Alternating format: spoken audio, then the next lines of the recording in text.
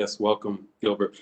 And actually, I'm going to call to order the January meeting of the Southwest Light Rail Transit DB and Workforce Advisory Committee. And welcome DWOC members and alternates. We are still in a pandemic, and so I would like to just make sure that I read the following. COVID-19 has caused us to alter our meeting procedures, and the Metropolitan Council Chair has determined that it is not practical or prudent to conduct in-person meetings due to the pandemic. The Metropolitan Council and its committees and advisory committees will conduct meetings in accordance with Minnesota statutes, section 13B.021, and members will participate by telephone or other electronic means. Given that it is not feasible for the public to attend these meetings in person, the council will permit pre-registered members of the public to comment during the public invitation portion of this virtual meeting. The public is encouraged to monitor this meeting remotely via our website and YouTube, and the public may also submit comments to public.info@metc.state.mn.us, and we will respond promptly. I'd also like to mention, as a reminder for this virtual meeting, to please mute yourself when you are not speaking. And if you are having technical issues, let us know in the chat and we'll try to resolve them. Please close other teleconference applications because we have learned that it improves the meeting audio and visual quality. The meeting is being recorded by the council, and meeting handouts and presentations are posted on the project website at SWLRT.org. And with that, I will turn it over to my co-chair, Salima, for the roll call. Thank you, Ashante. I will go through the roll call now. I want to acknowledge the people that I've seen so far and just read out their names, and then we can figure out if anybody else has joined. Barry Davis, Gilbert, Alex Merritt, Toney O'Brien, John O'Phelan, Mary Schmidt, Barb Lau, Christa Seaberg, Kitty Moss, Chris and Mike from APJV, Elaine and myself, Ashante, John, Mahad, and Eli from Met Council, Monica Robinson from Ellis Black, Joni Kyle, Nicholas Dial, and Thomas Scott. Have we missed anybody? Okay. Salima, this is Brianne Lucio. I'm here. Hi, Brianne. Welcome. Hi. Next, we just want to remind our advisory that in the packet that you received by email with the PowerPoint, it included the handouts, which has our meeting minutes. The minutes from the last meeting, which would have been in November, were included in the packet. And if you have any edits, recommended corrections, please do let Ashante or me know so that we can formalize those meeting minutes. Ashante?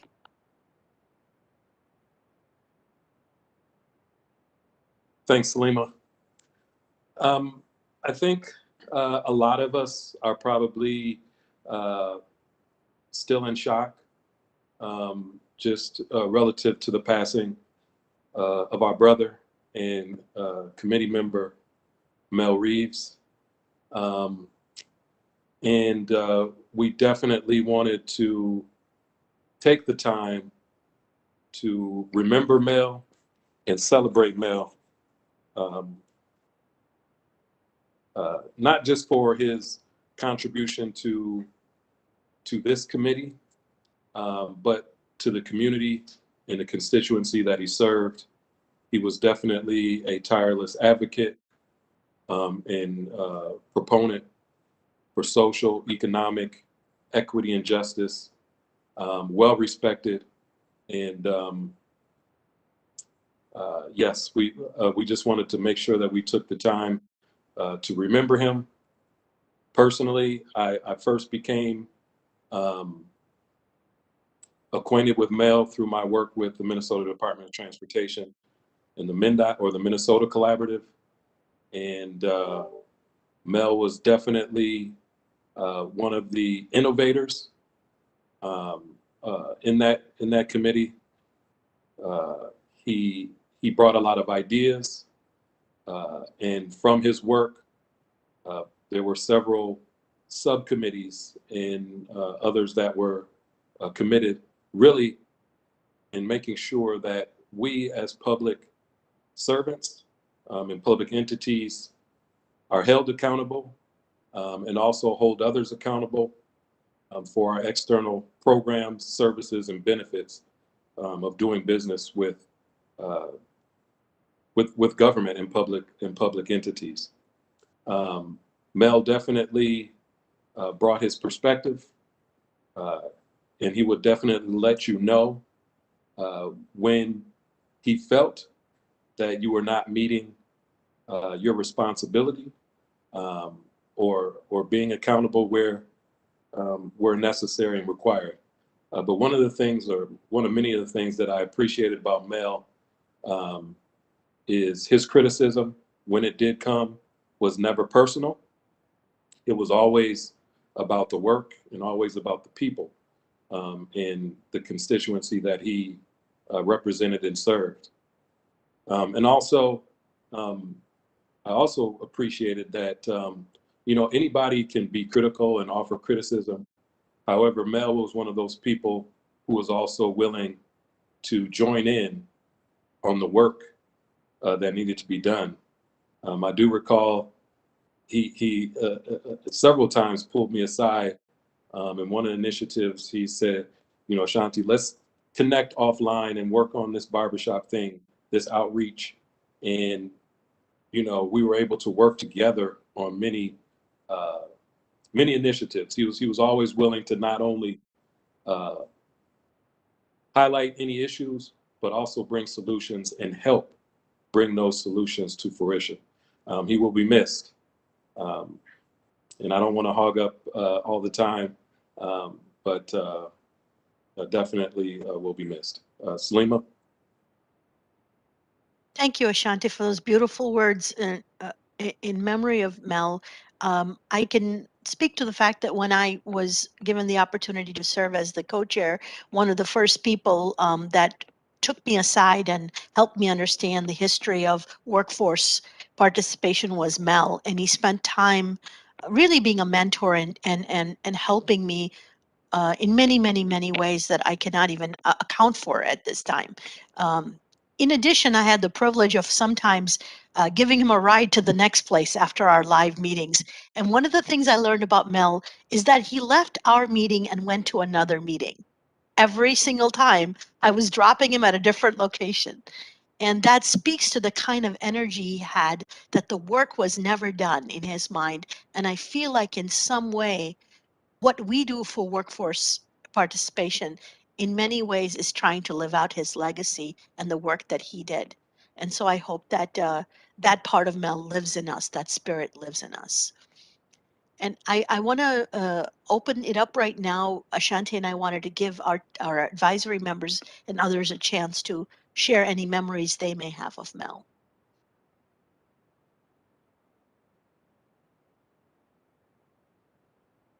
Well, this is Jon O'Phelan. Yeah, I really appreciated. I mean, I was working with him on the first Green Line is when we first met, and he had just such wonderful insight, and I always sought him out. I always wanted to sit close to him, and many times we'd agree or we'd whisper, or what do you think about this or that, or write notes back and forth to try to, how do we want to express this? And he was just had wonderful, bold leadership. Well-balanced communicator. None of us, like you said, Ashanti, it just never was personal, just well-balanced and got his point across but by doing that. And I even called him several times on other projects that I'd be on that, wasn't even a part of these formal committees. Like, what do you think about this? I'm working on this or whatever. And, I tried to get a hold of him. He was tough to get a hold of it. I mean, he was such a busy guy, but committed to our community and to his leadership. And I really appreciate the quote that you have here. It just, it speaks, it really speaks Mel, which is Mel. But I just wonderful man.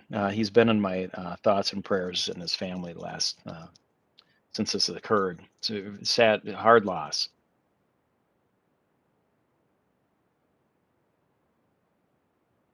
I'll just say that, like John and Ashanti, we all kind of met years and years ago. MnDOT Collaborative, Initial People, Green Line. Those were some crazy times. And I remember, we've lost so many people in this space over the last, 10 years, and I'm sure I was a pain in his ass plenty of times. As I never wanted to move the dial as fast as he did, because I always look at it from the contractor side. And but that said, he'd come right up to me and say, "Hey, I'm having this birthday party for my 60th birthday. Would you come? I mean, I know we don't know each other that well, but I really like you. Would you come?" And he was never afraid to show his heart and just be himself either. And so, as I wrote in my blog, the voices, when we lose them, it's so empty, and we lose so many. It's really hard to not have the community. It takes a community to do this work, and every time we lose somebody in this community, it's a huge loss for all of us to kind of regroup. When George Garnett left, left us, and Melanie Miles, and all of these wonderful souls that have been fighting this fight for so long, he's definitely going to be missed in this space, and in all of these committees. And his ideas, sometimes I'd be like, "What the hell are you talking about gas cards for everybody?" You know,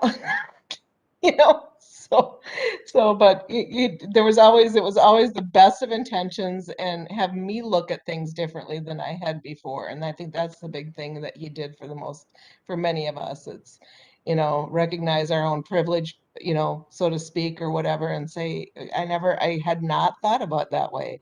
But yeah, I'm going to miss him a lot.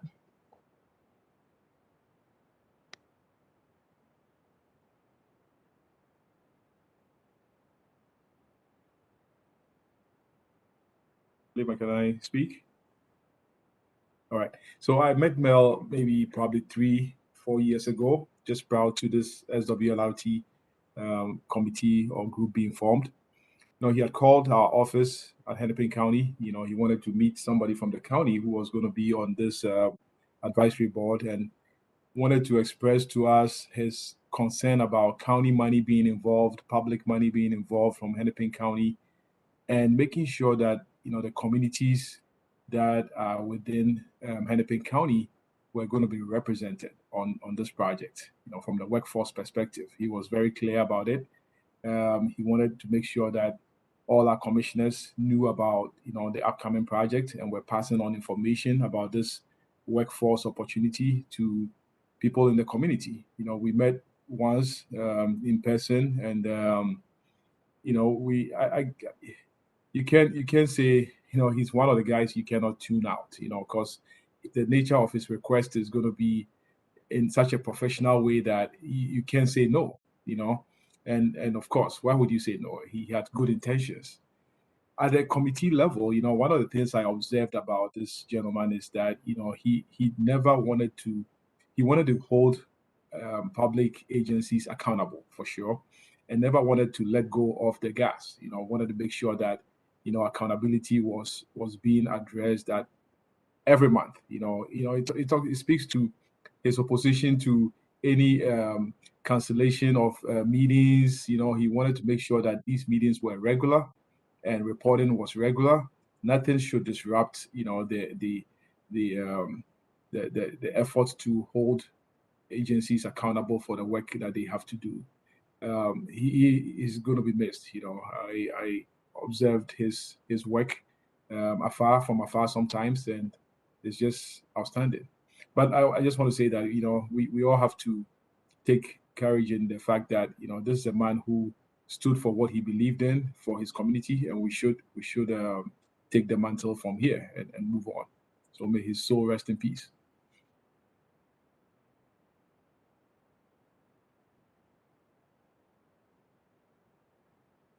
Now that I've composed myself back again, just a real quick thing coming from me. Many of you know me very well in regards to what we do as a team. And to go back to the green line, and I'm so glad that you guys brought it up, because that was truly, for me, the start of this amazing pathway. And there were two people, many people, but there were two that really stood above and beyond. Mel was one and Pat Calder was the other. And those two will forever move forward with all of us, with everything that they have taught and left us. So I love that you guys did this today. Thank you.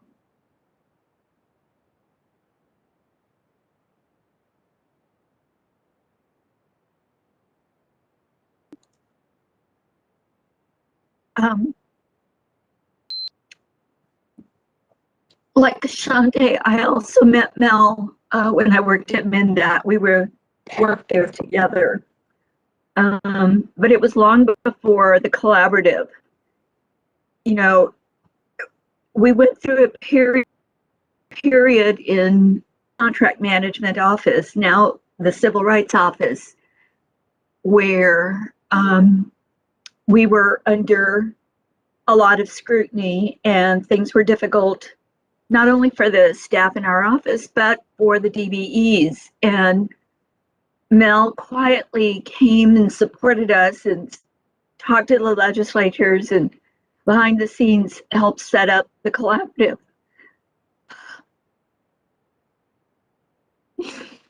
This has hit me really hard. But I keep thinking an angel got his wings and I will miss him. That's all I can say right now. Thank you.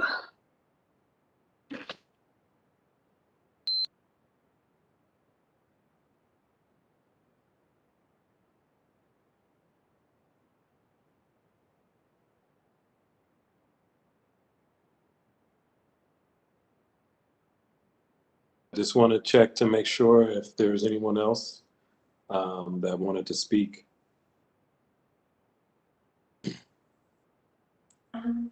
Thank you, everyone who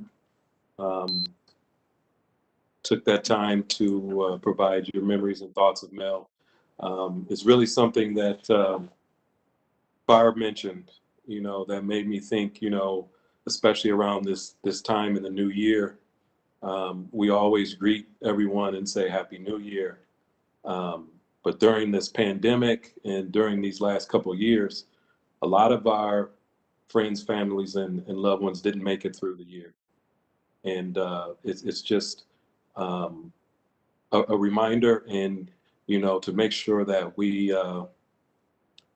give the flowers to those while we're around, and make sure that we take the time to acknowledge our colleagues, friends, loved ones, in our personal and in our work. So again, thank you, everyone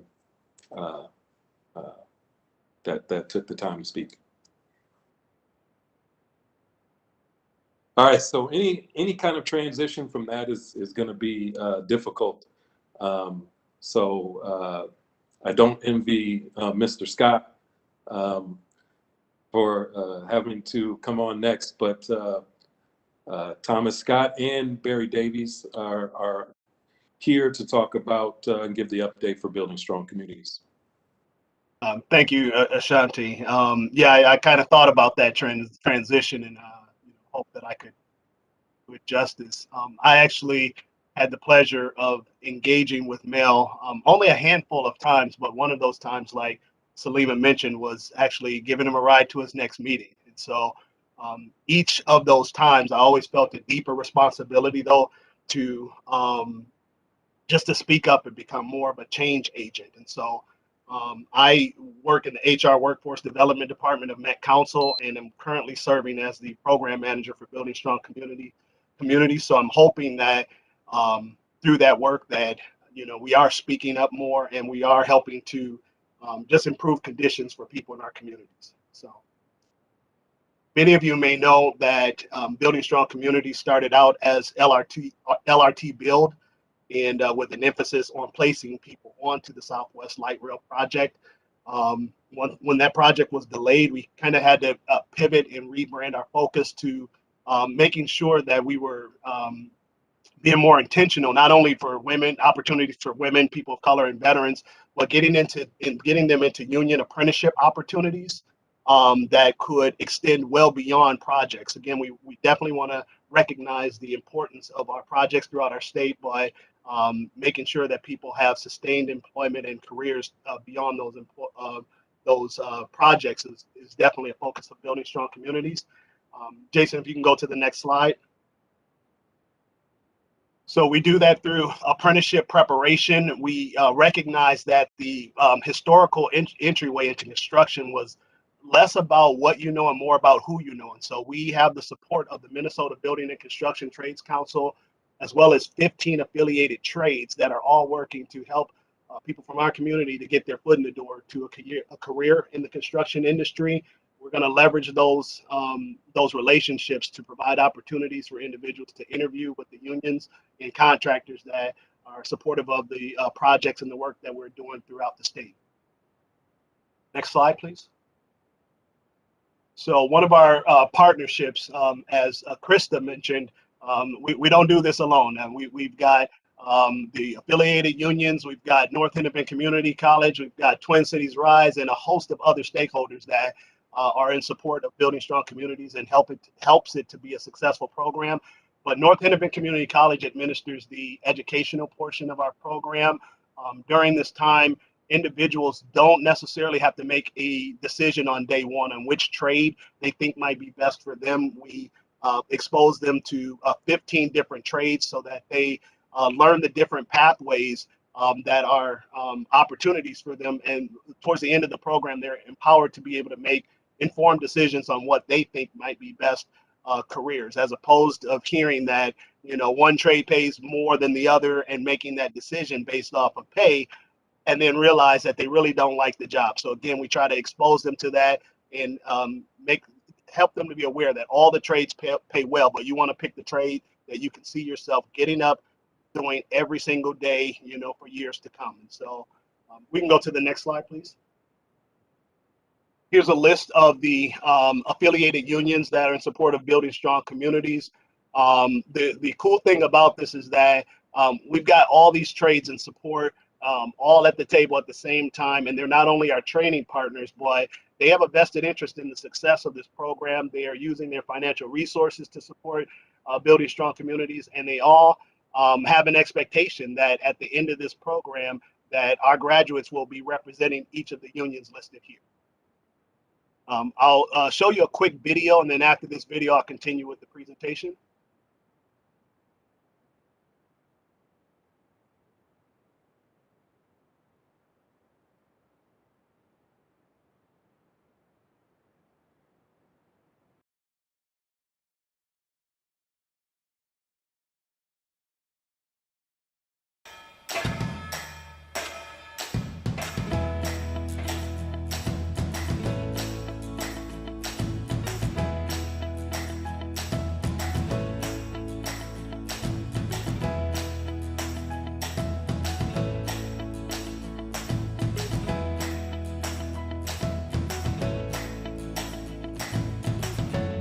I've worked odd jobs, fast food, retail, everywhere. Construction was not in the books for me. Went through a local church in my neighborhood of St. Paul, and they referred me to the Building Strong Communities program. They informed me that the Building Strong Communities program would introduce you to some local trades around the Twin Cities area that were hiring and looking for some professionals to get into the industry. I'm with a union that I have a pension, I got great benefits. It's just changed my life. I got insurance, I got benefits, I got job security. I just got an apartment, I bought a new car. I'm doing good for myself. The knowledge and experience that I've gotten so far has been amazing. I've never had a job like this. It's definitely the best job that I've ever had. College is a great option, but you can also hop into a trade and, you know, have a successful career as well. My future's very bright. I have the financial freedom to do whatever I want to do, and that means everything for me, to not live from paycheck to paycheck. During the time I went through the BSC program, I was homeless. I just bought an apartment. take my kids to the park sometimes and I show them, like, you know, a part of the trail that we've been building, and I show them where I cut, you know, the dirt at with the skid steer, and I show them where we excavated at, and they go crazy. When the summer comes around, I can show them what it looks like when it's completed, and maybe they can take their kids there one day and show them that, you know, my grandpa built this, you know, and they can be proud of that work too.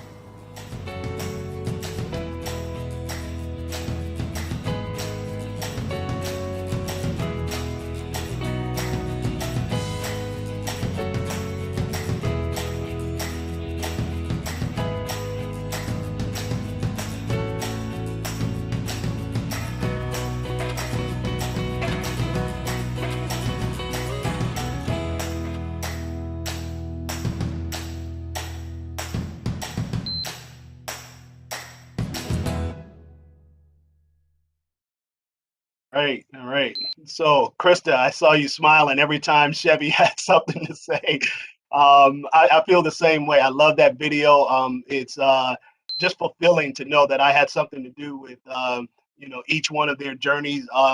Chevy was actually a graduate of the LRT build program. And so at the time of that video, he's a third year sheet metal apprentice worker, but he's actually in his fourth year. So pretty soon that'll be our journeyman. He's worked plenty of hours on the Southwest Light Rail project. So extremely proud of that young man. Quickly, I know I don't have a lot of time, so I'll kind of go over the steps of building strong communities. Right now, we're in the recruitment and enrollment phase. This is a animated slide. So Jason, if you can tap that space bar once. Yeah. So right now during this phase, individuals will complete an online application. They attend a virtual information session similar to what we're doing right now. They'll complete an intake interview and make sure they meet our minimum requirements, and they'll be assigned a Building Strong Communities advocate that will stay with them throughout the duration of this program.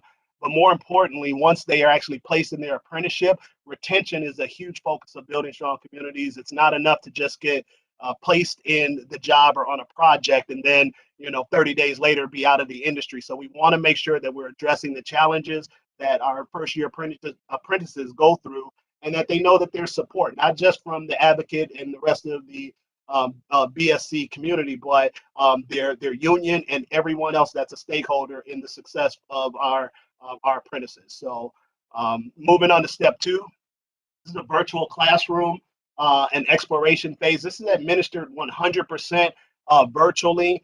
This is one of the, I guess, positive outcomes from COVID, that we had to pivot. We had to figure out how to still administer training. And so we were able to do this virtually.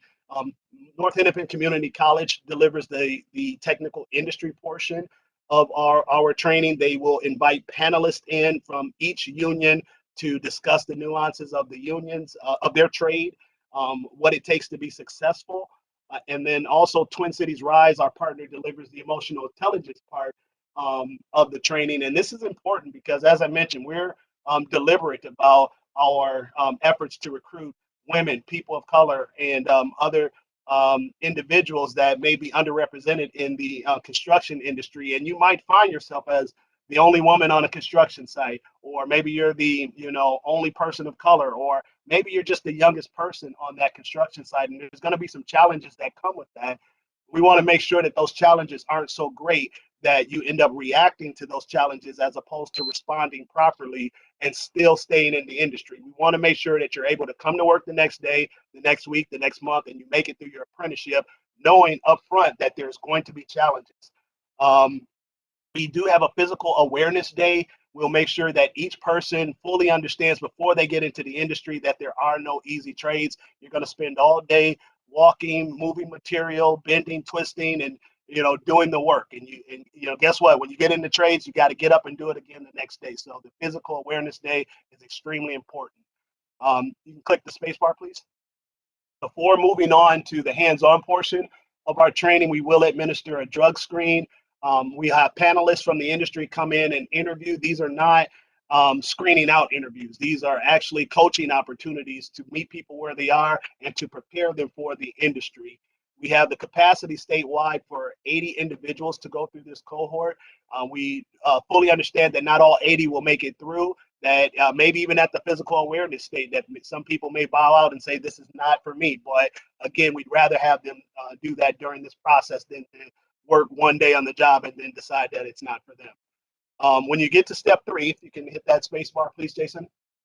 We will supply each participant with personal protective equipment, boots, and we'll start to visit all the joint apprenticeship training centers. We will go on active construction site tours, with the Southwest Light Rail project being one of those. They will start to hone in on which trade they think will be best for them, or they may have started out with interest in all 15 trades. At this step, they'll start to kind of have a short list of what they want to do. There may be some virtual opportunities, but the essence of step 3 is to be hands-on, to actually go to those training sites and do the work, you know, spend all day at the Cement Masons Hall, you know, building a sidewalk and figuring out what they do. That's what we do during step 3. I'm sorry, yes, during step 3. And then the best part about this is the end of the program, facilitating the apprenticeship and placement opportunities, leveraging those relationships that we have with the unions and the contractors. You want to hit the space bar, Jason, please?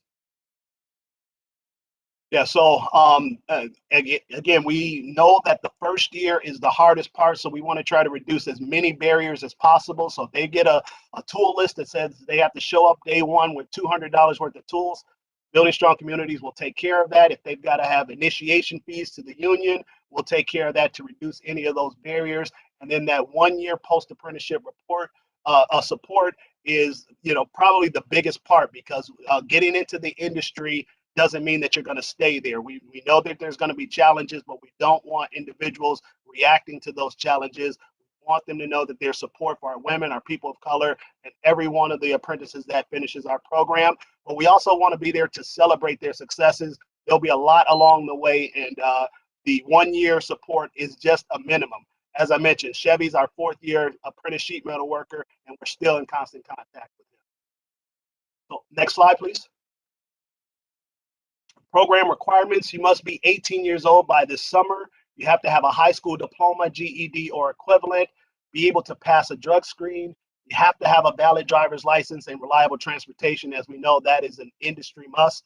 You cannot currently be enrolled in a construction union or construction training trade program. Again, the essence of this program is partnership. So we value our union partners. We value our other training institutions that may have people that they haven't placed yet. And so we don't want to induce people to leave programs to get into ours. If you've completed that program, then our program is just an enhancement to our other community partners. We want to be, you have to be legally eligible to work in the US and have the ability to communicate. Slide, please. All right, so I don't know if everybody can see this. I know it's a little bit hard for me to see, but to date, we've had 4 of our BSc graduates work on the Southwest Light Rail project. Chevy Gonzalez working for Burwald Roofing. He's our 4th year now, sheet metal apprentice. Lucille Salazar, Cecilia Fridley, and Amir Mohammed, who's pictured in that first picture up there. Our recruitment, our program begins on February 15th, so we are recruiting right now. My ask to everyone on the call is that if you know someone that you think may be interested and you want representation from all communities, please send them to buildingstrong.org. We've got the support of 15 different affiliated trades. They don't have to make a decision on day 1. We have information sessions every Tuesday and Thursday at 6 p.m. and every Wednesday at noon. At the time of this slide, we had 25 applicants, but we're over 40 applicants right now. We've got the capacity for 80 participants. And that picture right there to the right is our tour last month of Decals North High School.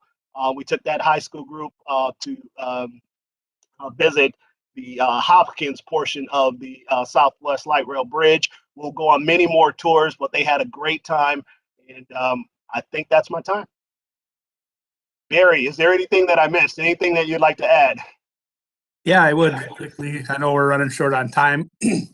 Just on behalf of the leadership team, we want to express how thankful we are for Thomas and what a great job he's doing. He's really been hitting the ground running. It's a lot of work trying to get it together and get enough applicants to hold a solid class, and he's really been working hard on that.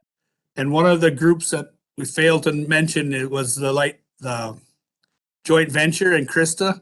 They've really become good partners, and it's nice to work together to try to, change people's lives. So the joint venture and Christa, they've really stepped up, and appreciate that.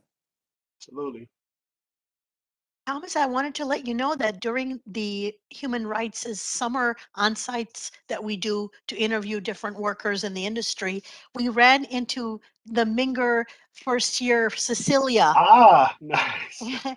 And what a joy! And our team member was able to interview her and learn about that. But if I recall the feedback correctly, the one feedback she had for us was she wished she had learned about this industry when she was getting out of high school and would have entered it much earlier. And we see that with women, that there's a gap of age when they enter compared to men. So it was really nice to see that fit.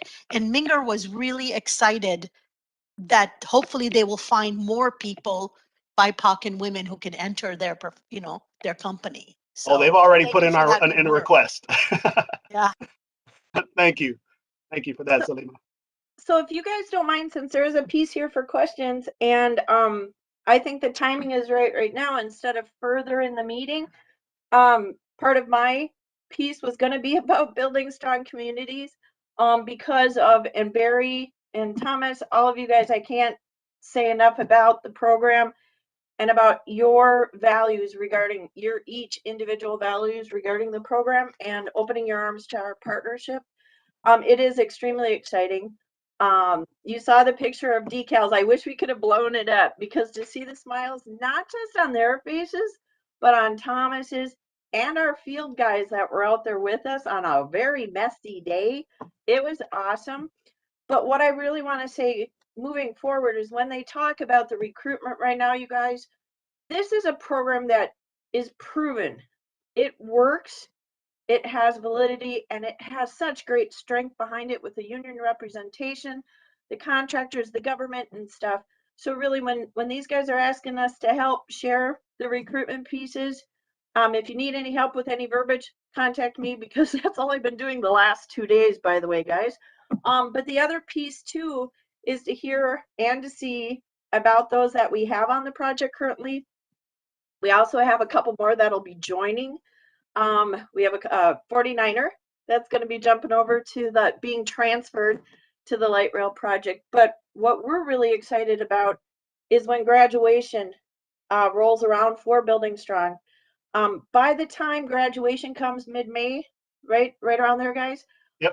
Our team, not just the LMJV, but our subcontractors that are ready to run, will have already gotten a chance to get to know those individuals that are in the class. Because we're creating, and I don't want to give too much information until Building Strong and the joint venture has our written thing, but we are creating a mentorship program where the light rail project will be accepting a certain percentage of the graduates from Building Strong to become sponsored apprentices on the light rail project, whether it be with us at the LMJV, with Lunda, with CS McCrossin, or with our subcontractors. And the number is pretty nice, you guys, but it is such an exciting thing. And I'm working on it almost 24/7 so that we can have this strong piece. But I just wanted to let you guys know that this is such a great program, and to have this huge infrastructure project, to be able to have a great opportunity right at our doorstep. I mean, thank you guys very, very much. And I'm very excited to see where this leads all of us. Thank you, Thanks. Christa. Salima, I'll turn it back over to you. So I have a question as well, if I can. This is Alex from Twin Cities Rise. So super excited to see the partnership with emotional intelligence. That's going to be really huge. My question is from a programmatic standpoint. So we have, facilities and maintenance, things of that sort. So for people who, I saw the point where it was like, hey, if you're already in one, that you're not eligible. But if they are already in a program like our facilities and maintenance, for example, is there a pathway for people to be able to still be entered into this union apprenticeship or be a partner in that regard? So if they don't come through this program, but come through one comparable, is there an opportunity for that as well? Well, the hope is that Barry, did you want to answer? Sure. It isn't that, it's just can't be in another union apprenticeship program.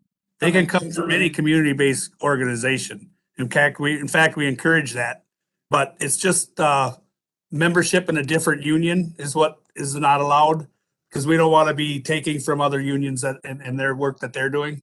So it's strictly another union that you're not allowed to be a part of. Gotcha. But if you graduate another facilities and maintenance kind of preparatory program, you can still be a part of, because somebody just asked me about bricklayers. That's why I'm triggered. Or I'm like, oh, a participant just asked about bricklaying. They'd still be eligible to get into this program. Perfect. Thank you. And the key to what you said is actually graduating also. In fact, Nicole Pillow, who's going to actually be administering the emotional intelligence, she just sent a graduate from your program over just yesterday. So, yeah. Perfect. Absolutely. Yeah, we just don't want to take people out of your program. Again, we value the partnership that we have with you. Exciting. Very exciting work. The one thing, I'm sorry. Sorry, go ahead, Ashad. The one thing also I want to mention, and I saw that Mary Schmidt is online. MnDOT, as part of their work or upcoming project along 252 corridor, starting in Minneapolis, they are trying to put together some resources and list of various programs in the region to connect individuals to the construction industry itself, not just specific projects, specific agencies, but so if you have and aware of programs, operating various programs, and want to be on that resource list that's provided to various entities, organizations that are seeking workers, please reach out, and hopefully we can help make that connection. Any other questions for our Building Strong Communities team? All right, thank you, Thomas and Barry. Next, we have the Southwest LRT Project Office, and I'm unsure if it's Nick or if David is providing the project update. Thanks, Shanti. This is Nick. I'll be providing the project update. Hi, guys. It's Nick Dial, Acting Director of Construction for Southwest Light Rail. We have a short video to show, showing some 2021 highlights right off the bat here.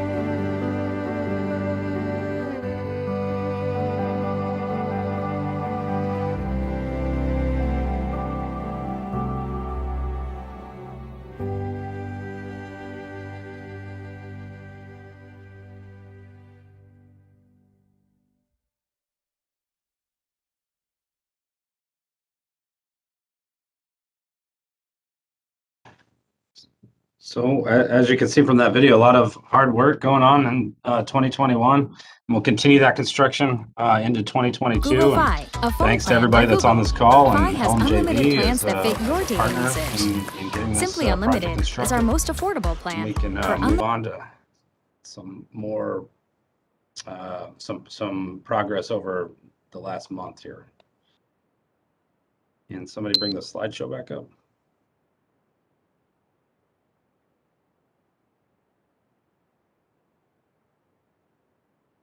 All right, thanks. I'll go through some civil contract work that's been going on in December and into January here.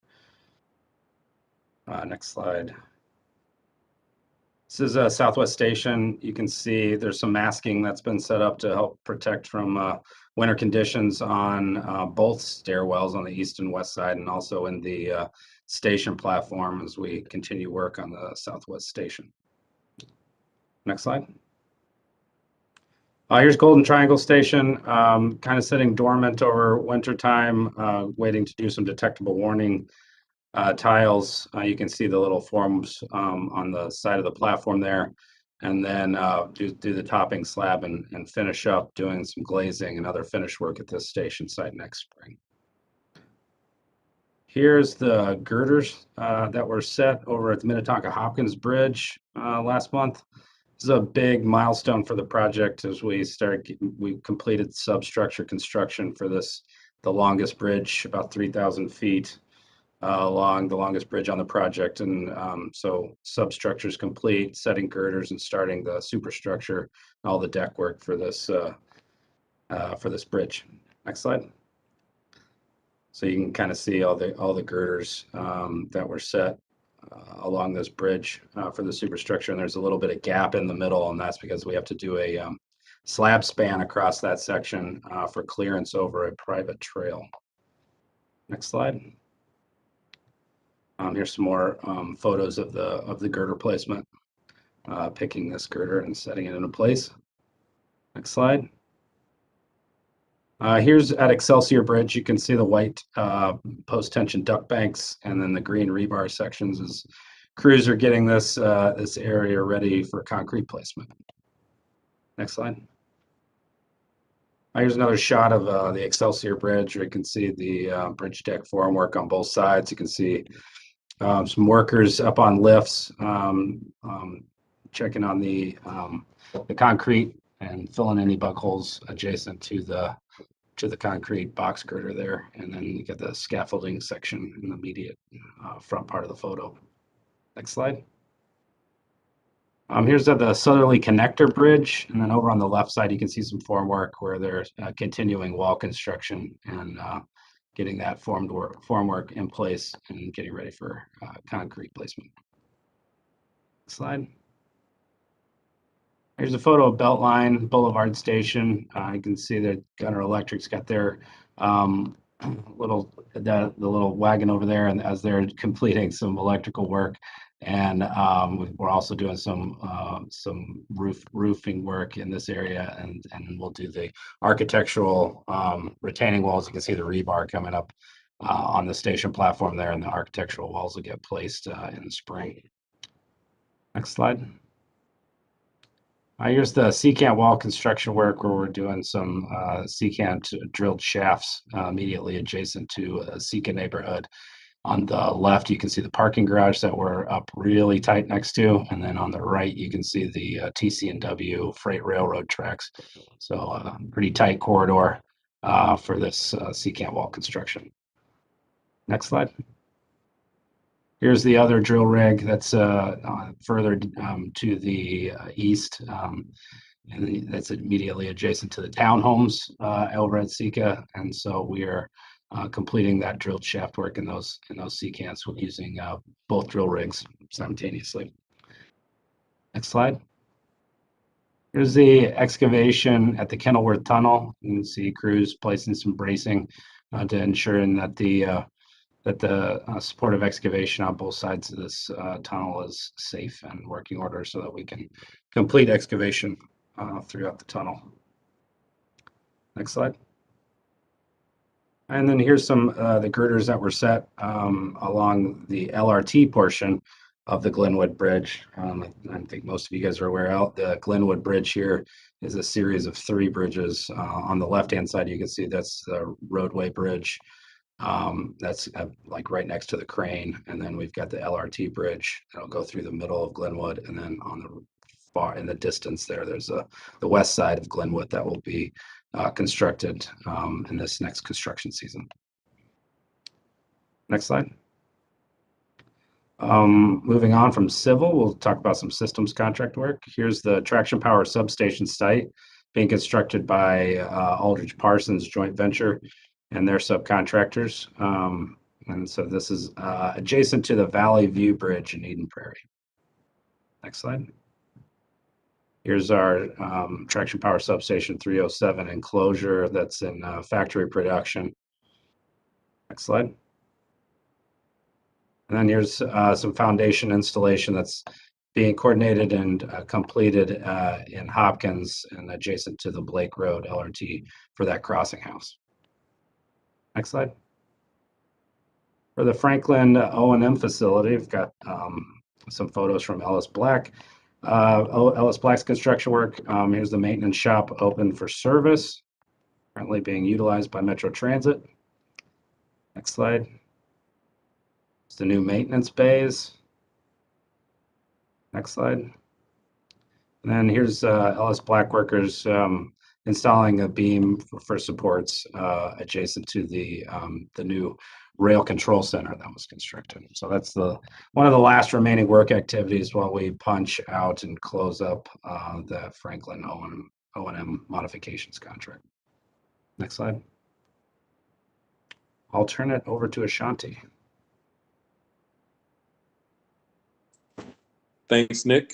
Up next, we have the DBE Achievement Report. Jon Tao. Thank you. Slide 38 here, and these are the numbers that we have for as of November 30th. It's been quite a while, and I think last month we talked about the Franklin O&M contract closing out. Recently, I had found out that their contract was going to be extended into the middle of 2022, so we're not going to be able to close out that contract and get a final number on there yet. So there are a couple punch list items and change orders that are still trying to, and I'm going to let Ellis Black provide more update about that particular change in their project.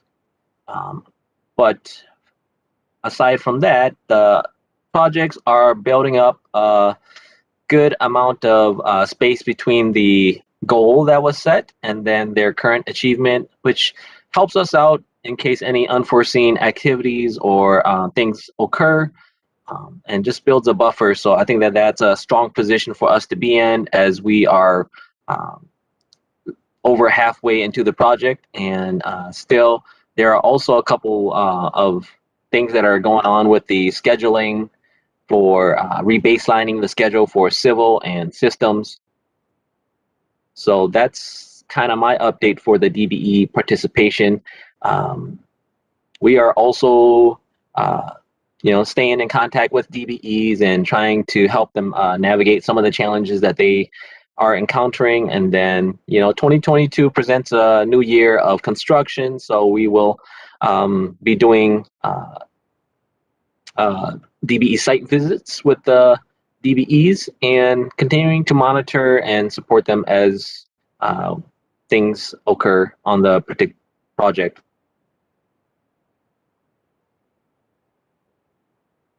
That is my update. Hey, John, it's Barb Flower. Hey, Barb. Can you explain to me, I heard from one of our contractors before, can you explain to me what the mandatory meeting is for DBEs as their contracts finish? I think that for that one, yeah, so that one, we are asking to meet up with them to confirm their payments. And in order to do that, we have to be able to get some kind of a confirmation for them. And then it's also to make sure that we have been able to have a DBE site visit with them, because I know for the Franklin project, some of them performed work overnight where they were delivering ballast, and it was hard for us to be able to see them on site, or especially with COVID too, trying to arrange for a visit with them to just confirm their activities on the project. So that's part of the compliance piece that we just needed to touch base with them to get information from them regarding their particular contract, and to find out if they had any issues, and just better understand their situation as a DBE on the project. Does that help? So if a contractor is having trouble with your forms to fill out to attend this mandatory thing or to figure this out, who should they talk to? You? They can definitely call me, and and we'll figure out. I mean, with COVID, normally we would either do an office visit or catch them out in the field, but with COVID, we've been doing virtual visits. Yeah, and I think that somebody's at least one person is having trouble with that whole scheduling piece. So I see. the online thing. So Yeah, have them reach out to me, and we can find a workaround to make sure that we can get that loose end tied up. thanks, John. Yep. Any other questions? Because I actually forgot to pause for if there were any questions for Nick in the project office. All right, LMJV, Christa. Awesome. Thanks, Ashante. And thanks, John, for the update. And one other quick thanks. Hey, Nick, awesome video. Those pictures are wonderful. I love it. So on to our DBE participation. Civil contract, actually, I think this could have been a little less. Sorry. There might be a few that aren't on site this past month. I will get that updated. Actually, wow, I took out the past and it's the upcoming. So I will get that updated for everybody. I do apologize. I know that we do have Pete's on there. Actually, there's a good number. But as you can see, even though the contractors are there, maybe the workforce isn't. But if you could go to the next slide, please. And there's that. Also, those ones, that's pretty good number there, or pretty good list. Next slide. Hey, 2021 year in review. Instead of picking a DBE to highlight, you guys, I wanted to highlight the year. Seeing that we've ended a year and now we're moving into the next one, I think it's really cool to see this information at your fingertips. We had 57 DBE contractors or businesses participating on the light rail project in 2021. That is such a beautiful number in my opinion. If you look, the total sub paying dollar value for 2021, $123 million, 62 million of that being DBE numbers. 2021, then if you look at it, 50% participation. Very, very good. Nice job to the LMJV, but also to our subs. I mean, it's amazing the work that's going on, the partnering and different things like that. So it's very, very fun to see. So here right now, total civil DBE to date, 21.29% with a goal of 16. It's fun to see. But what's even better to see, let's see, I don't know if I did another slide. Let's go to the next slide. I think that might be it though. No, there we go. There's the one that Cody gives us, each month, But what I do want to let you guys know for DBE, you guys, moving forward, and we talked about it last year, is that the LMJV is going to be hosting meetings with our DBEs. And if they have a first tier sub or a sub that they've partnered with, they will be involved, as well as representatives from the Met Council. And we just facilitated our first one for 2022 this last Tuesday. And it was the partnering for the landscaping with Hoffman and McNamara and Dion Construction Walter.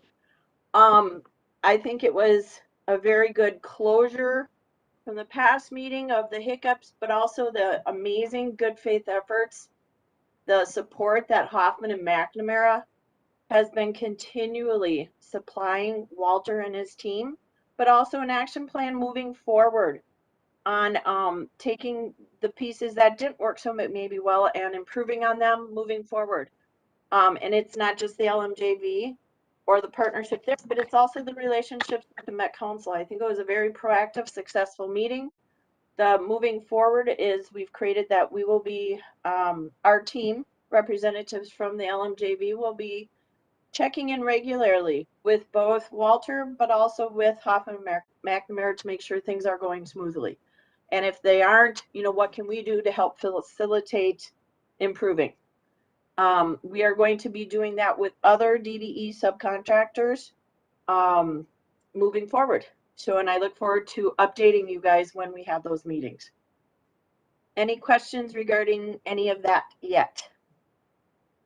If not, I believe that is our last slide for DBE. Yep. Thank you guys. If you don't have any questions, on to the APJV. Thanks. All right. Hello, everyone. This is Chris Gannon. I'm the PM for APJV for the Systems Project. Next slide, please. So this is exciting news for us. We are recently Elite Fiber Optics was approved as a DBE in Minnesota. So we reached out to them and we are asked them for a price to install the fiber on this project and do the splicing. So right now we're in negotiations with them. So there'll be more to come on them later, but we're hoping that we can work out a subcontract with these folks. And if we do, it'll be a significant add to our DBE commitment on the project. So we're actively working with these folks right now. And thanks to Jon Tao for helping us or helping them get their approval process from the state of DBE approval from the state of Minnesota. Next slide, please. What we're going to be working on next month, we don't really have a whole lot going on in the field in February. We do, however, have activity at our Golden Valley warehouse. We're actually going to have our first, it's going to be our second substation delivered. It's substation 303, and it's going to be installed, or it's going to be placed into storage, I'm sorry, at our warehouse at Golden Valley, and that's a Gunner electric substation. So they'll be out there receiving the substation and putting it into the warehouse. And then we also have Public Solutions doing their monthly updates that they send out. Next slide, please. So the current status of our change orders, we're about a little over $11 million in change orders to date. You can see Gunners just over 2 million of the change orders. Generation cable value, our change order participation for DBEs is a little over 21%. And as Jon stated, our job participation to date is 16%. And then one of the other things that Jon mentioned is the time extension change order. So we are actively working with our DBE subcontractors. At this point, we're putting together our new schedule. We're working with our subs to get their input to make sure we have all their costs included and their comments on the schedule. And we're hoping to have that finalized, the schedule finalized within the next couple of weeks, and then we'll start working on the actual change order for the extension time. And next slide, I think that's it.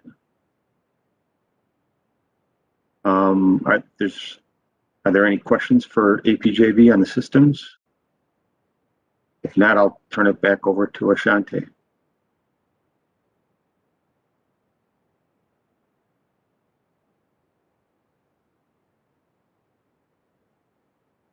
Less black. Yeah, so Brian has actually been trying to get onto the call. I think he's in a waiting room, if we can let him in. It says it's waiting for him to be let into the meeting. He just did the Met Transit car call.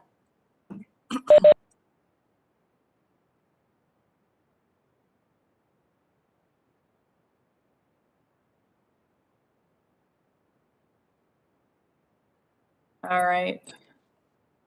I know he tried.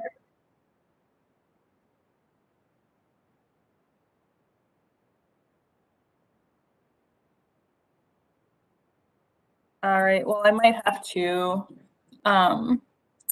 go for him since he is not able to get in. Obviously, I don't have the in-depth details as far as what punch list items it says. Let's see, he says it's in Teams. Let me send him the invite again.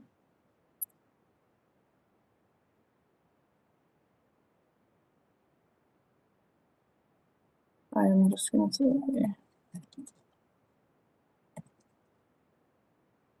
Okay. Yeah, so he has more of the punch list items on what things are left to be done. As John said, we will be done here in the summer of 2022. As far as the change orders, I would have to defer to Brian. Hopefully he can get on the call earlier or soon to be able to go through in detail a little bit more of the information that we're seeing here. Let's see.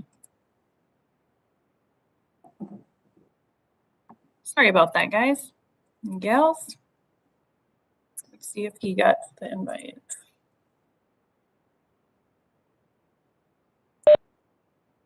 Hey, this is Barb Lau, just to give you some time there for a minute, Monica. I wonder if I could go back to the systems contract for a minute. I just have one question. Is that okay? Ashanti? Yep. Chris, I'm here. Chris is here. Okay, so just curious on the Dion portion of the project. I hadn't seen that deduct of 350,000 almost before. What happened with that contract? Yes. So as you stated, he sent us a letter. Part of his original scope of work was to install the fencing on the project. And as he got into the pricing, I guess, and talking with his subcontractors, he felt uncomfortable being able to fulfill that part of the scope of work. So he wrote us a letter asking to have that taken out of his subcontract from us to him. So we did that. Okay, that portion then on fencing, did you try and look for a different DBE for that section, or did you just kind of we haven't finalized that. We are looking at different DBEs. That's still an open subcontract or scope of work that we got to get a subcontract for. That's going to be happening, later in the project. So okay, but it is on our radar for sure. Okay, perfect, because I know we do have a couple fencing contractors, so I definitely want to make sure if we can swap DBEs, that'd be great. But thank you so much, Chris, for letting me know what's going on with that. No problem. Thank you for the delay, Barb. I love it. Brian is now on the call.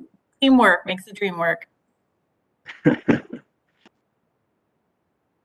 Yeah, sorry guys, this is Brian Leitch. I'm on now, and I apologize for being late. I can run through if that's what you guys were stalling for.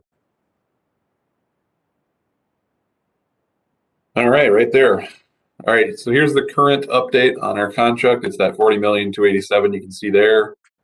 DB's that 7.9 commitment, and which puts us at a participation of 19%. And I'm rounding, it was somewhere in the middle there. And then through the end of November, we had billed Council 39.6. Our DBE team was at 7.5 build, and which is tracking right at 19. We can go to the next slide, please.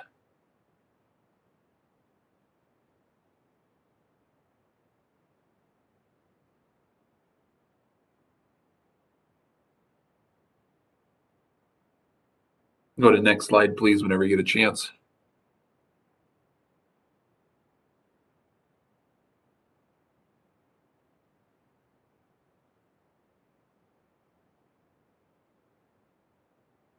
Anybody able to click that thing over?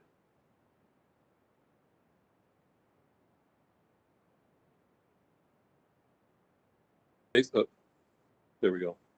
Jason, can you switch to the next slide? I think we lost Jason.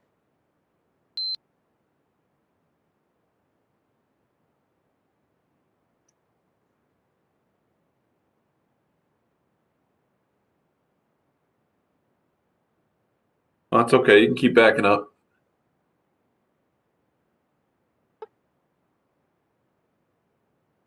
Might be one more. It's okay. Nope, that was the right one. One more ahead. It's all good. Perfect. Okay, so then our DBE team is pretty. That's okay.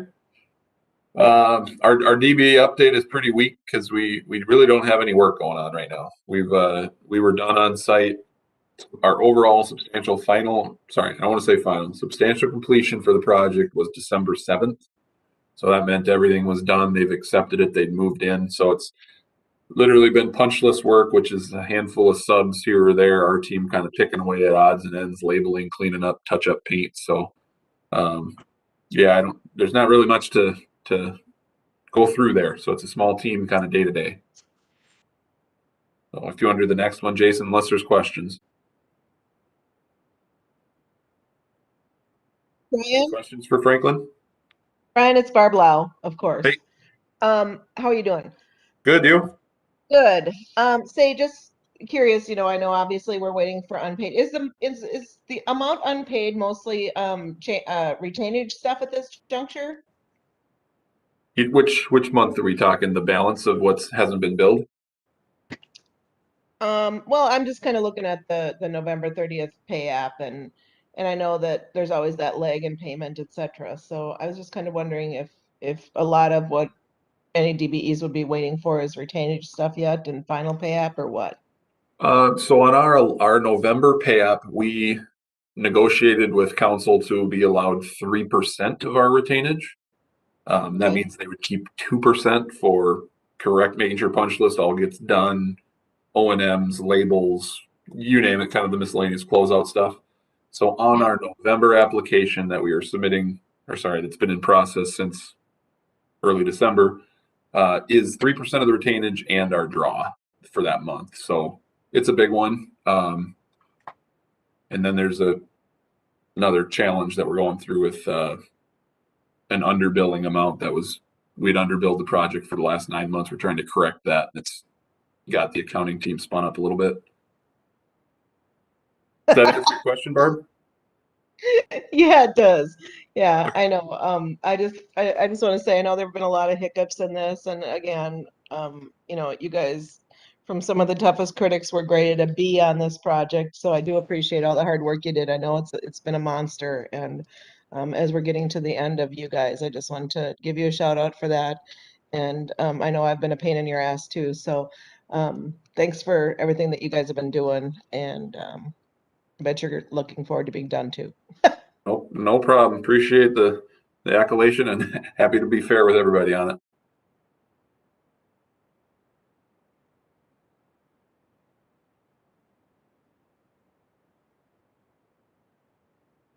Any other Franklin questions? Otherwise, you can go to that next slide.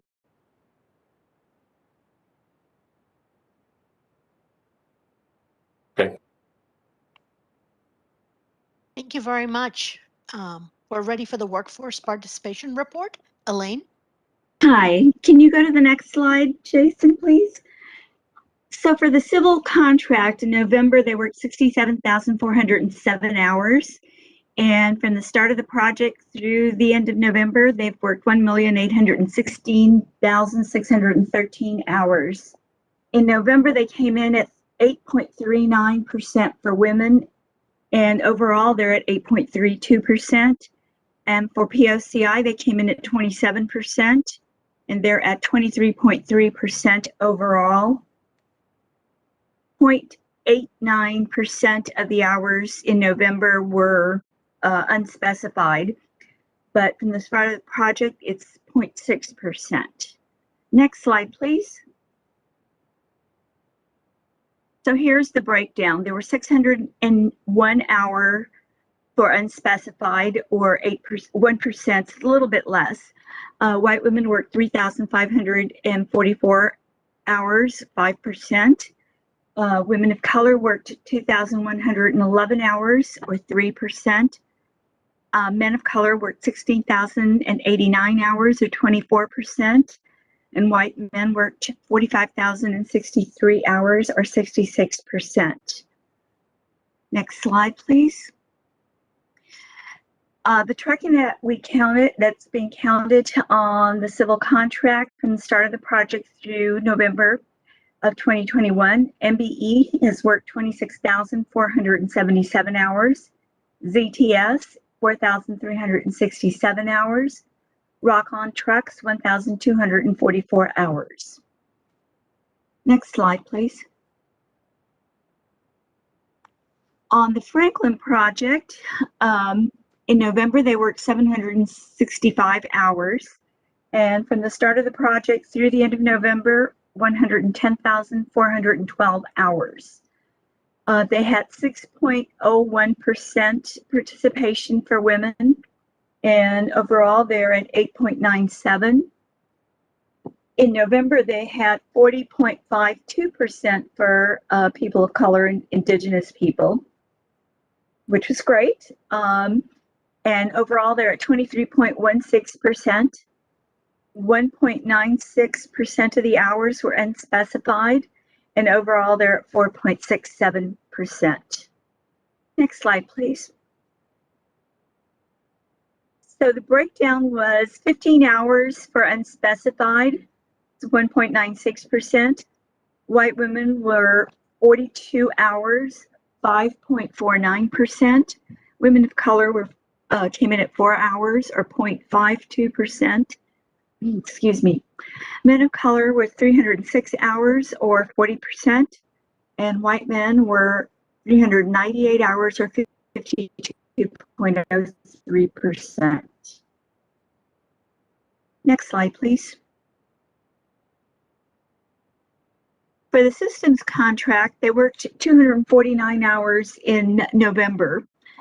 And since the start of their work, it's 2,255 hours. In November, they only had 1.2% for women, but they're at 13.84% overall. 5.22% for POCI, and they're at 16.01% overall. And there are no unspecified hours on the systems project. And I believe that is the last of what I have. Does anyone have any questions?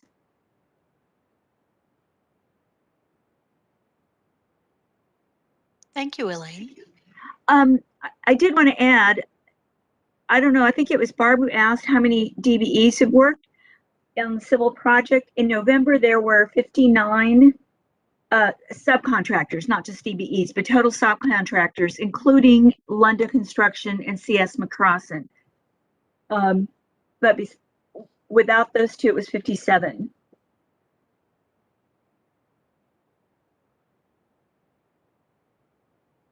That's all I have, if no one has any questions. Thank you, Elaine. Christa, are you ready? If I could find my unmute button, I was ready. Sorry about that, guys. Double tasking here about my upcoming. So let's see, 2021 workforce activities for December, just continued with the monthly meetings, but very proactive monthly meetings that keep expanding on getting ready for the 2022, construction season and everything. So meeting with subcontractors and our internal LMJV, the representatives regarding the upcoming hiring needs and such like that, the projections. What we are in the process of doing right now, and it started last month and it's into this month now, is working with our subcontractors on getting information from them regarding what numbers look like for the entering and exit of the project workforce. So we can kind of show that as a big picture.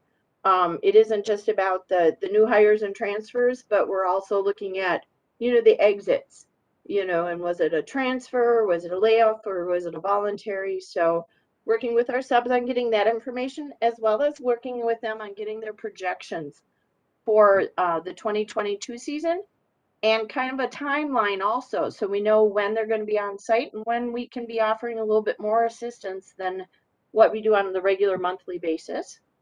So if you could go to the next screen, please. Here it shows some more activities. We continue to meet with the systems. Mike has become a really great partner. We've done some in-person such activities, like in December, we are at the Construct Tomorrow event together, which really was neat to be able to answer a lot of people and students' questions. We participated in National Apprenticeship Week.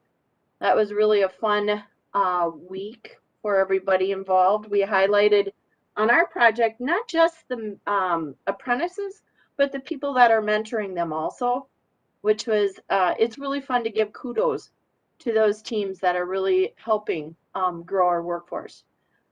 We met with the hiring team, like I talked about, but the other great thing is that I mentioned earlier, I won't get into again now, is the continued growth with the Building Strong Communities program.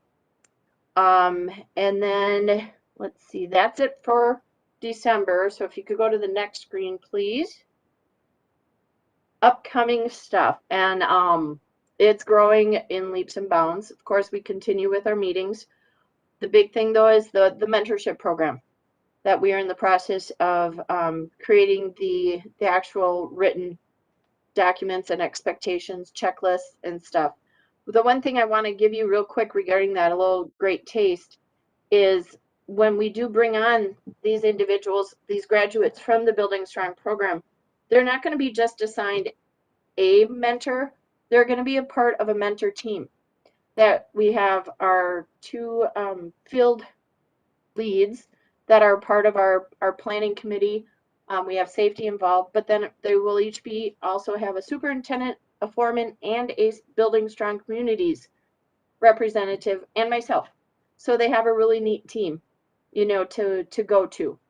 The other fun thing about it is that even during seasonal layoffs, such as this winter, communications with those individuals will not cease. Actually, they might even increase. We will be checking in on them with the Building Strong Communities liaison, seeing how they're doing and stuff, but also giving them resources. Also working with them and educating with them on items that they can be learning more about during that off season.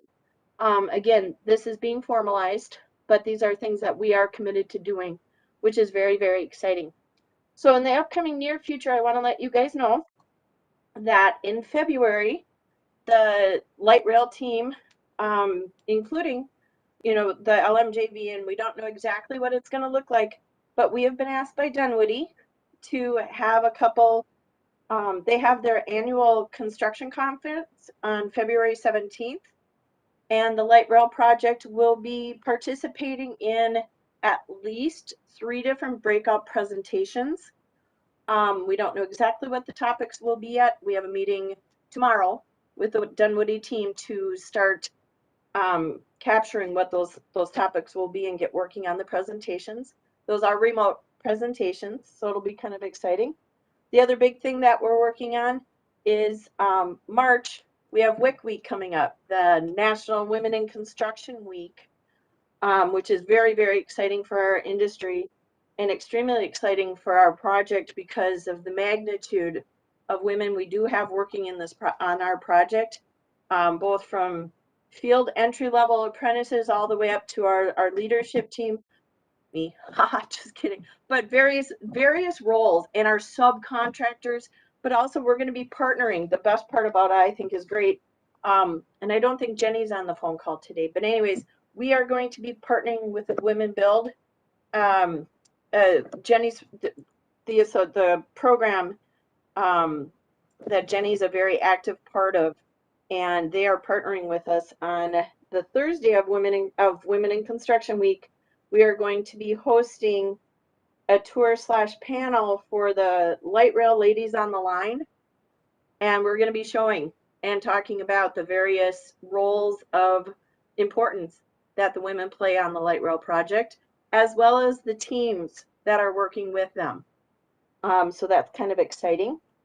And like I talked about, the 2021 recap and 2022 projections are very exciting to be pulling together, and I look forward to presenting that to you guys next month.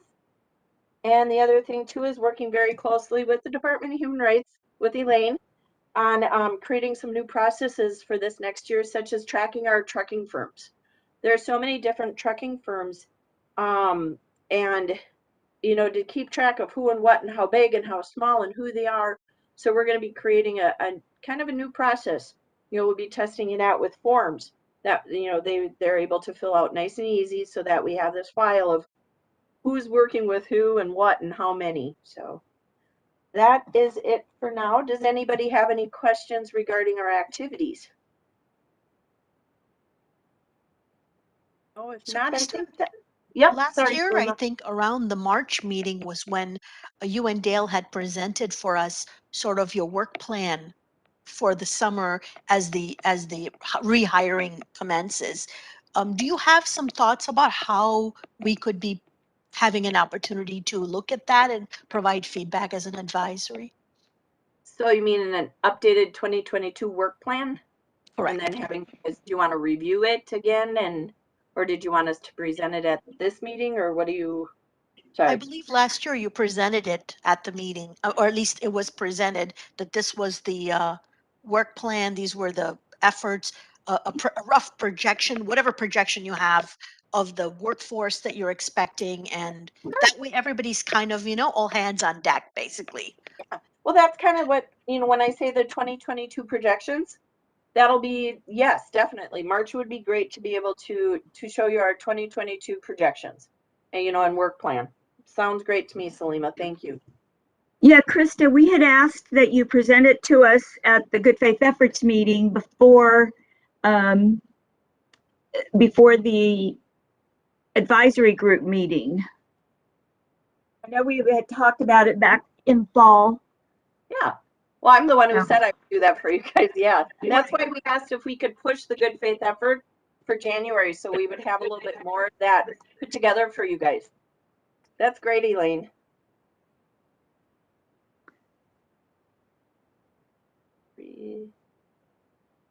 I love it. Thanks, you guys.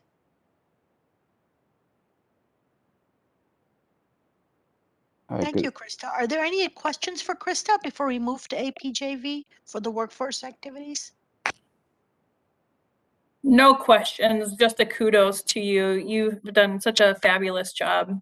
So I appreciate always seeing what you're up to, what you've done, and what you're working on. Thank you so much. Thanks. I appreciate it. Thank you, Christa. Thank you, Monica. We're ready for the APJV workforce activity. All right, good afternoon, everybody. This is Mike from Aldridge.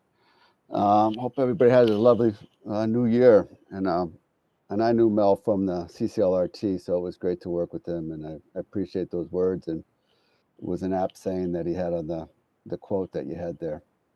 You know, for the APJV, you know, we're going to sit down over the next few weeks and try and carve out a scope of work for 2022 and going forward. You know, from the discussions that I've been listening to, that, you know, that craft labor is going to look a lot like 2021. You know, we had 250 hours in November, and we were able to put in one traction power substation foundation in 2021. We're talking about 3 or 4, maybe 5 in 2022. And so there might be some underground work. So work's going to be really limited in 2022 again.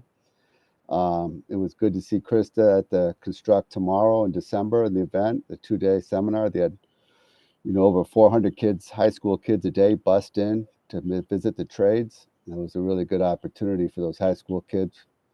We did mock interviews this week, last week with Summit Academy virtually. So that was last week. That went well. And then we're going to participate in the annual construction conference at Dunwoody on February 17th. There'll be a panel discussion. Unfortunately, it'll be virtual again for the presenters at least. And so we'll be giving an overview of the systems contract and looking forward to working with Christa and her team and the women in construction in March. So we'll be hosting that. But that's where we're at right now. Any questions?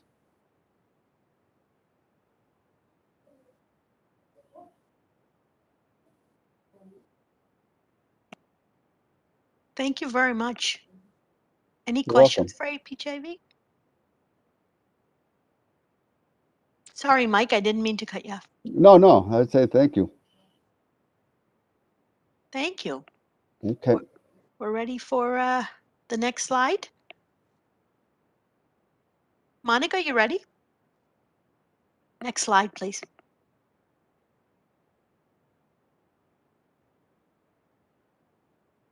Hey, Monica, this is Brian. This is what I threw together, and just for the group, I think we kind of summarized on the last one. We wrapped up for the most part work on site, so it's more kind of a lessons learned, and I don't want to, or how we can kind of touch base with our teams on how we ended where we did. So I don't want to take anything from you, Monica, if you had some comments for this, but that's why there isn't a lot of meat on this. Yeah, so I was just going to cover some of the workforce activities that we've been doing as far as,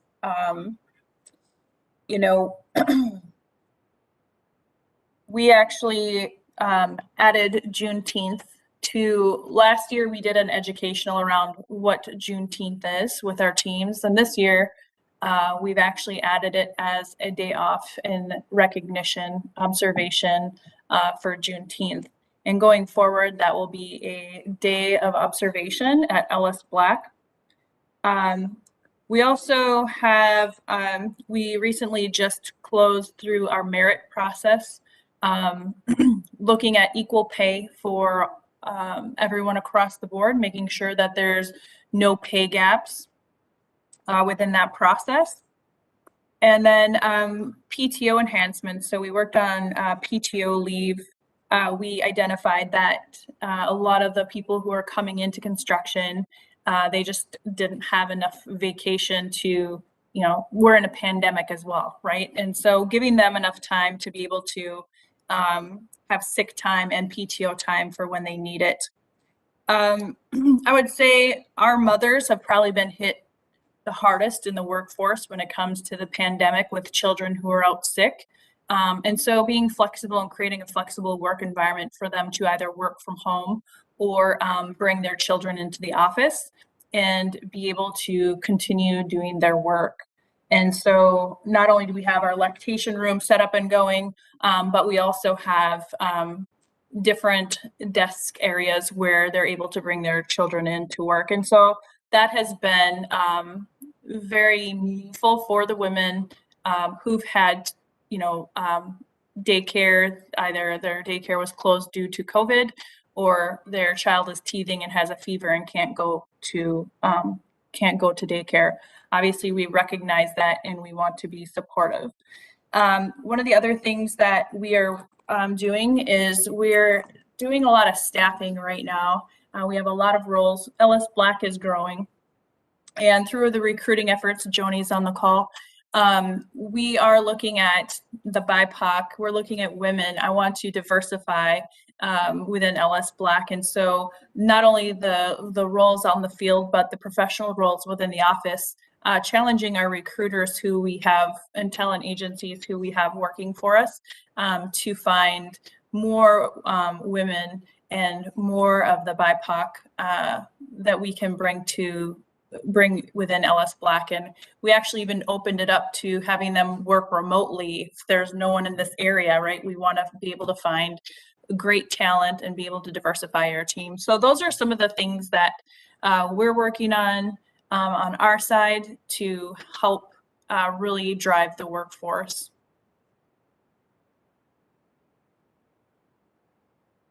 Any questions? Yeah, Monica, those are some great initiatives. What is LS Black implementing in terms of diversifying the construction workforce? That's a great question. I think that is something that's a area of opportunity for myself, and I'm just going to have the humility and throw myself out there. That's something where I need to get better at. How do I work with the PMs and work with our subcontractors in not only looking inside LS Black, but also how to support our subcontractors and whatnot. Thank you.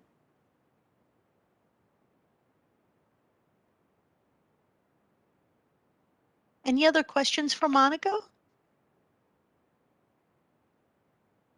Thank you, Monica, for your presentation, and thank you, Brian, for your participation today.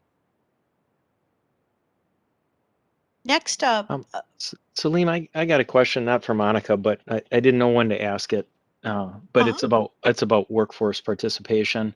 And I really just want to call out, I haven't spoken up for a long time in this committee, but you know, going back to just Lunda and CS McCrossin separate than LMJV, we all know that it's rare for me to see them even be competitive with the POCI percentage or the women percentage. And I may have missed a month or two here or there where I've tried to look at that. But typically their subcontractors do. Now this is different than LMJV. I understand that with Christa, you're doing great work. But what I find refreshing in Monica's statements is this intentional work. And I do hope LS Black at one point can be just a 3220 company. But with that said, here we are looking at our November numbers, or our, is it November that we're looking at here, December? So the thing is that it's consistently underperforming, these two companies, and yet they're the leaders.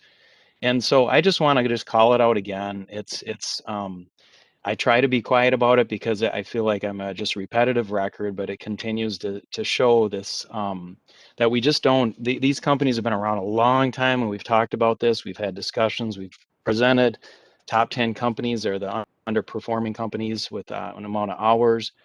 And so here we are looking at that, and it's just frustrating to see that. I would love to hear more just from Lunda alone, McCrossin alone, the words that are coming out of what Monica's talking about, because we really need to do this. They've been around a long time, and we've been on this project for long, this since the beginning.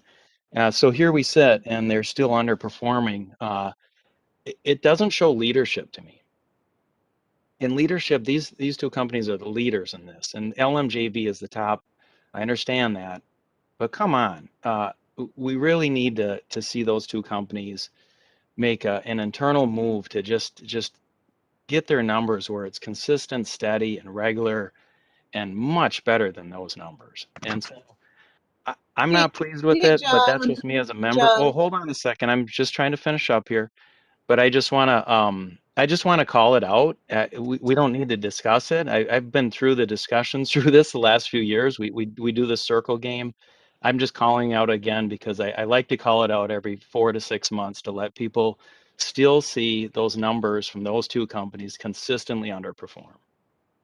John, I really appreciate you bringing this up, and I wish other committee members would discuss this, because I too am concerned about the fact that the numbers have consistently stayed at around 8 point something to 23 point something. And we have our good faith efforts meetings, and the team presents their information, but they're not moving. And it is concerning to all of us at MDHR. So I do appreciate you bringing it up, and I hope that you don't wait every 3 or 4 months, and that others on the team, on the advisory group, also bring this up, because they are concerning. So thank you. Yep, I'd love to see more leadership on that part. And Christa, back to you. You do an incredibly awesome job. You get out there, you do your thing. LMJVs does great, all that good stuff. But we got two long-term companies in our industry that we rely on. There's only, a dozen basically that can do the highway heavy and bond license and secure these type of projects. And they need to be leaders. They really just need to step it up. Are we ready for me to respond, guys? Yep. I'd like to hop in here for a second. Thank you, Dale. And John, I've heard you say this before, and I think number one, as far as this project goes, you have to view LMJV is Lunda and McCrossin, first of all. Number two, the segregation between Lunda and McCrossin is only because of an accounting function with the operators and the equipment. And historically, if you go back to the operators union, that workforce doesn't exist. And it's a highly skilled, trained, certified workforce, and they're not there. It's not like we can go out and just put anybody in one of these cranes. So that influences, as you view this project and the way the numbers are reported, why that number for what would appear to be Lunda segregated or CSM segregated to be lower than the joint ventures. I would say it would be more appropriate at the end of the day to evaluate that in its aggregate together. And while that still isn't going to get us to the 30% goal on this job, if you view it in those terms, I would still say that if you look across the big companies across the Minnesota and you compare that to what's happening in the workforce and heavy highway in this market, in this region, Lunda, and I guess I can't speak for McCrossin per se, but in this market, the 7-county metro area, we perform as well as anybody when it comes to workforce participation. And I think the way you tried to frame that there is unfair. All right, can I give supporting examples for what Dale just said? And I really appreciate that Dale spoke up, because you guys, I want to reiterate again what I've said before. The LMJV team and the Lunda and the CS McCrossin team that all work together, as well as our other subcontractors, are led by somebody who supports and lives and breathes what we're doing here today, and that's Dale. So I want to, and he hears me tell him thank you all the time. But anyways, so to go back to what you're asking about, John, and when we talk about the numbers and the discerning 8%, but that it has increased in the last 5 years up to that, and it will increase. I'm not going to say anything about where it will increase to, but I'm going to give you guys some example. We always ask, or we're always asked about our new hires and our transfers in, but I'm going to put the elephant in the room. We don't talk about the transfers out, the layoffs, the voluntary leaves, which, by the way, those numbers are greater when we look at it. And I'm going to give you an example that was very, very hard last month. We had an individual, a Lunda employee, not an LMJV employee, but it was a Lunda employee that does transfer, to the LMJV and all that other stuff, that I was so excited to have on our project. This is a female individual. She is a minority who has a sister who is also in the industry, who's been in the industry since the state capitol project, who is going to be transferred, or probably will be hired by Lunda this spring. Well, the sister is working on our project and decided to leave the industry without talking to anybody. She did not show up to work. She turned off her phone and she stopped. The amount of work that our team, the Lunda team, not Christa, but the Lunda team, not the LMJV team, the Lunda team, our lead director of operations, our lead cement finisher, the foreman, everybody tried everything they could and gave this individual resources, gave this individual opportunity that if something negative happened specifically, on the project or something, what was to try and help, to try, and even gave you know, the numbers to different organizations that if she needed to talk to somebody. But in the long run, it was very sad and disheartening. This individual chose not to come back. Okay, that's one of multiple stories I could tell you guys that has happened over this past year regarding retention, regarding the struggles it is with that 8%. I can't wait for the day that I get to say 10%. I hope to gosh I get to say 12%. I want to be a part of that. So does my team that I'm honored to work with, you guys. You know, like Monica gave a great presentation of Ellis Black, what they're doing outside of the project. Give an hour, I'll give you what Lunda is doing outside of the project in regards to not just recruitment. Like I've told everybody, you've heard me say it, I could go tomorrow, go stand in the corner and have the goal. That's not what it is. It's once we bring the individuals in and entice them to come work for this great thing, really look at the weather we have right now. Our field teams are being laid off, brought back, laid off, brought back on a weekly, daily. I mean, it's a yo-yo. And that's really hard for a lot of people who aren't used to this industry yet. So we have a lot of hard work to do. Yes, we're not like the AMP. We're not like the Mortensen, the McGough. But guess what? We're highway heavy. We do labor. We do concrete work. We do, like Dale brought up, the 49ers. It takes a lot to get into being in that equipment, to be on the job site counting. There's a lot of work. And yeah, I'm not being defensive this time. I'm giving examples of the work that is going into it. And one of the things that I am so excited about being with Lunda and being with Katie, with CS McCross, and with her great team is the Building Strong Communities opportunity we have coming up for our apprenticeship mentorship program, where we are actually going to be, quote unquote, holding our apprentices' hands and doing what we can to make sure they have what they need to succeed. And it's a 2-year commitment that we are making to each one of these individual people coming in. And I'm really hoping that this is that next step that we've all been looking for. But I need to try. So I hope that helps a little bit, you guys.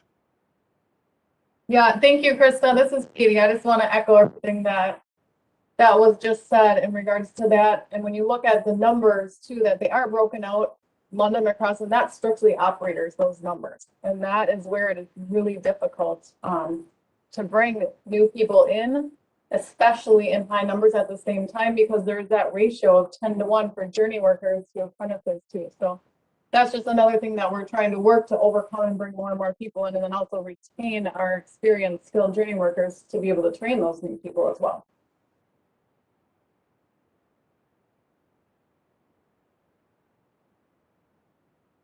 Thank you. Thank you for this very, very important discussion. And thank you, John, for getting us started. And thank you, Christa and Katie, for giving us some feedback on it. We appreciate that. And we appreciate all the feedback we received. Oliver, this is Yes. Gilbert. I have a quick Hi, comment. Gilbert. Hi. So my comment is not related to this topic. Hi, Christa. It's about last month's report, the December report. First of all, I commend your team and thank you for sending out the report for December. The report, I think, had the disaggregated data for contracting as well as workforce. That was very helpful to see. You know, I know we contract based on DBE goals, but it's always good to see what, you know, how that DBE goal is being attained, you know, based on the different ethnic groups or businesses within those groups. For me, that data is helpful because it shows some good stuff and some not too good. You know, when you look at Asian, subcontinent, and Black, you know, participation in such a large project, you know, those percentages are really low. And I know the numbers are what they are. You know, once again, I know we contract based on DBE, but it kind of tells me, you know, marketplace-wise, the amount of work we still have to do when it comes to capacity building and making sure that, you know, within the ethnic groups, you know, these businesses are being built up. Otherwise, you know, that the optics is not helpful, you know. The question I had is, with the report that was distributed, how does the totals compare to the commitment from the onset of the project? Has there been a lot of change in terms of the different ethnic groups and the contracting that was, let's say, locked in at the beginning of the project? I don't need an answer right now, Sadiqa. I just it would be helpful to know. I don't have the initial data as compared to what we've contracted now over the life of the project. Has there been a significant change based on the ethnic groups? Let's say maybe we started off at Black contractors being at 2%. Now we are at 0.7%. It'd be good to know why what that happened and what we did to try to correct that. So if I can get that information, that would be helpful. Yeah, thank you, Gilbert. So if I'm understanding correctly, sort of a project to date disaggregated workforce data, so that we can Workforce and see. business, yeah. Yeah, and that's a really good. We can work on that for you. We started the disaggregated later in our time. This is a new venture that we've been doing for just over a year, so we can work on that, so that we can see where, like you said, what direction it's going. Yeah, thank you. Thank you. And I was just curious, is there a report for the unions that shows which unions, their percent of POCI or their percent of women that they have working with them? So as we're looking at, who we partner with, maybe that's something we would look into. They won't share that information with us. We have requested that information on several occasions, but from what we understand, and Barry may be in a better place to speak to it, what we've been told is that their legal advice is not to disclose that information. Not only not to disclose it, we don't keep track of it. It's not one of the questions on any of our forums. We're not allowed to ask, so we don't, and we don't have that information to share. But Gary, Well, when this is I'm sorry, Elaine, but that's where I'm going to have to disagree. First of all, the unions are required to submit that information for apprenticeship. They submit it to, both to Dolly and to the federal government, required. So in order for that to be true, then that means that you don't keep track of those individuals through apprenticeship to graduation to journey persons. And I just don't find that to be as plausible. The other We thing do keep is, track of it as an apprentice. The other thing is I get a newsletter every time of the laborers union when they graduates. It has their pictures, it has the group that's graduating to journey person. So, and you can very easily tell the makeup of those graduates. Right, and we keep track of as apprentices, but we don't keep track of how many people are still in the trades. 5 years later, people move on. People don't keep jobs as long as they used to. So yeah, we know what our apprenticeship ratio or numbers are, but we don't know. We graduate in the metro here at Ironworkers. I'll just use us. We graduate between 30 and 50 every year. We have 1,700 journeymen. So we know for the 4 years that they're apprentices, we know we have a number, but we don't keep compiling that and have a running total of each apprenticeship year and what they are. Okay, so Barry, what you're saying is you destroy that information once we just don't compile it. We have it all. We don't compile it. We have it. It's not a compiling. There were apprentices. You have gender, ethnicity information on them. When they graduate, it doesn't leave them or disappear once they graduate. You have that information. So when they graduate and they're journeymen, they should be able, you should be able to provide that information. We could certainly add it all, but not everyone stays in. So we can add it, but that wouldn't be a reflective number of the membership. I'm not talking about those that don't do graduate. that anyway. Yeah, I'm not talking about those and look, I don't want to belabor this conversation. We have, only a few minutes left, and we wanted to do some things on charter amendment. In the interest of time, I'm going to move us on. We're not going to be able to get to the charter amendment discussion right now. However, what I would ask and what I will summarize, really the amendments are really relative to adding and or replacing members or organizations. One of the things that we want to do is, and what we did was provide the proposed changes. So I will ask that folks ahead of the next meeting review those proposed changes, and so that we can have this discussion at our next meeting. If we can find something that we can agree on and vote on, those recommendations, input, and information will be brought. My boss, Cy Jordan, will bring that to Chair Zelli for his consideration and to make the final determination based on the recommendation from this committee. I know that very pertinent to this discussion that we were just having, one of the recommendations was to add more representation from the unions because they play such a critical piece in this workforce picture.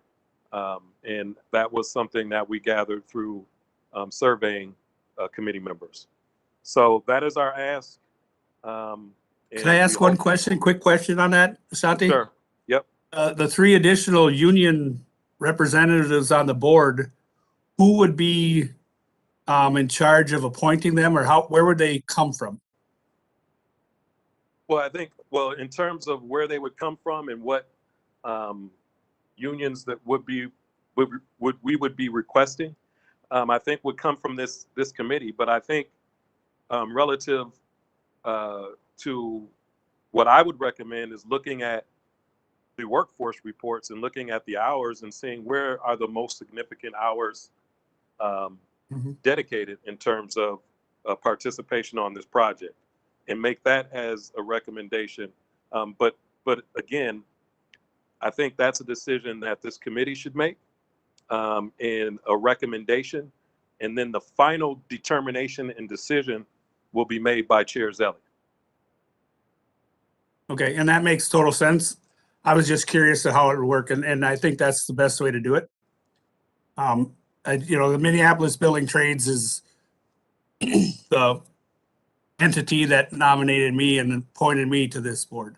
So I just wanted to see how we were proposing them to get the other 3 union reps, and I do agree it should be the 3 with the largest workforce on the project.